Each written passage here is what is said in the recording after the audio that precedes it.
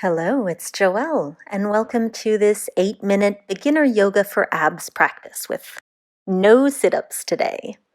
We'll be taking care of any lower back issues. You may want to have one block handy for today, as I do, and you can set it to the side for now. We'll get started on our backs. So make your way there. Keep both feet planted on the mat. And we're going to start with some pelvic tilts. So squeeze the abs and squeeze the glutes as we press the lower back into the mat, and then just let it kind of naturally release. Let's keep that motion going, so engaging the core each time to press the lower back against the floor.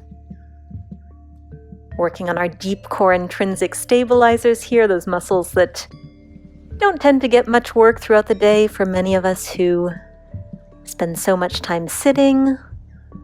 Just waking that area up.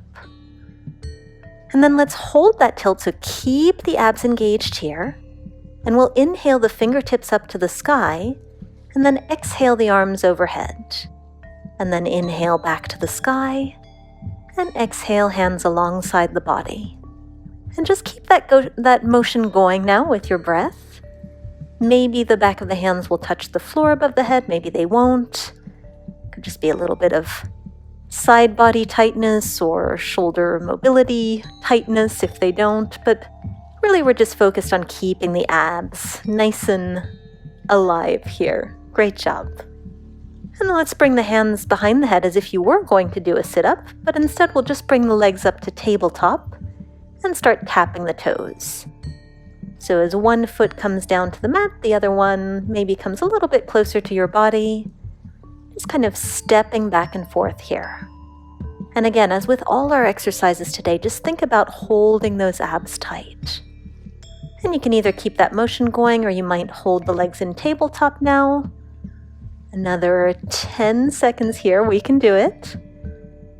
Abs nice and tight. Close the eyes. Lower back still squeezed into the mat.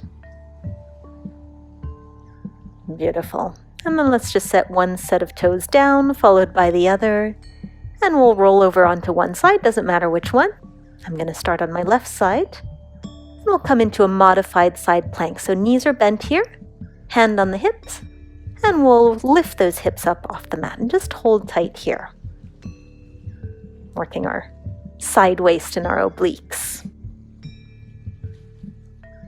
And it's plenty challenging like this, but you can, of course, do a side plank with your legs straight as well if you'd like. See if you can lift a tiny bit higher, just an inch.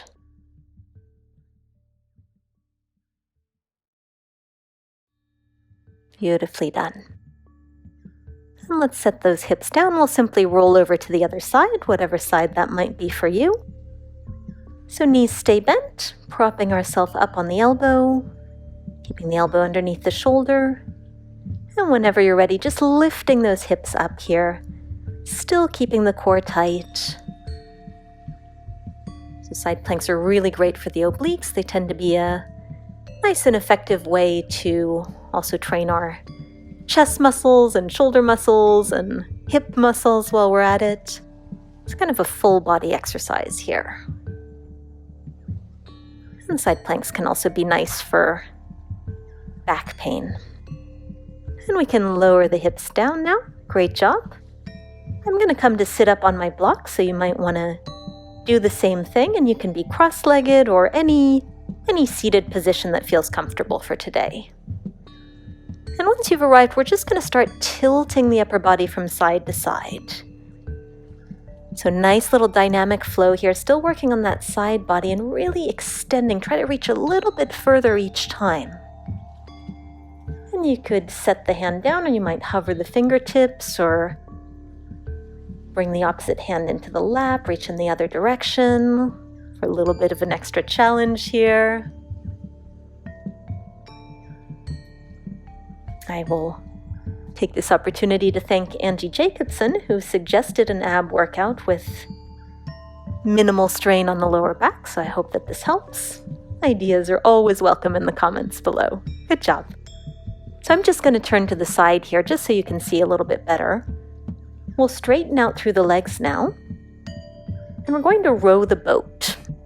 So let's clasp the hands together and just kind of row left and then row right. So getting that whole upper body involved. And I'm repeating myself, but what's most important here is just keeping a nice tight core. So abs are engaged, and if you want to test that, you might even lean the upper body back about 45 degrees, and you should definitely feel the abs working at that point.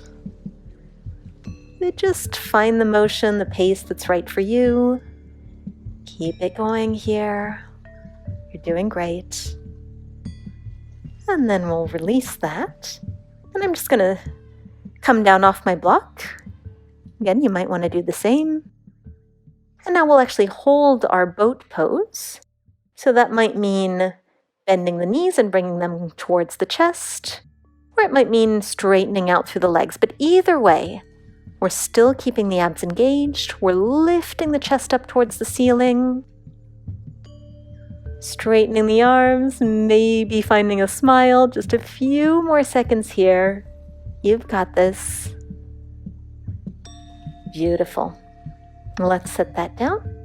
We'll simply come forwards. We're going to find hands and knees, and it might feel nice to wiggle a little bit side to side, or maybe take a cat-cow just to give the abs a little bit of a break here. We've got one final exercise. So let's tuck the toes under, and we'll just float the knees up off the mat. So just 1 or 2 inches here, not a big movement. Pressing the hands down into the earth, squeezing the core, floating, hovering. And then we've got a nice ab stretch waiting for us as we gently set the knees down. Very nice.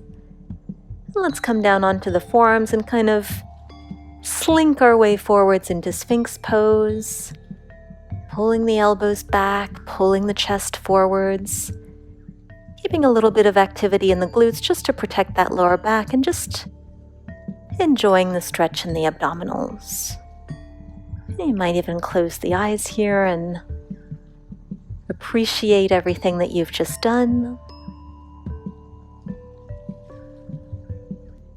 And let's promise each other to be consistent with this practice. Core strength is so important for basically every type of movement that we do in everyday life. And I would love to know if this sequence helped you, if you enjoyed it. Let me know in the comments below or hit the like button. And you might come down now into a belly Shavasana, just resting the forehead on the hands or maybe turning the head to one side. And if you have 10 extra minutes to spend on your mat, I would recommend my side body stretch routine, which I will link below, along with a couple of other resources that you might find helpful. Thank you again so much for joining me today. You did wonderfully, and I look forward to seeing you again soon. Namaste.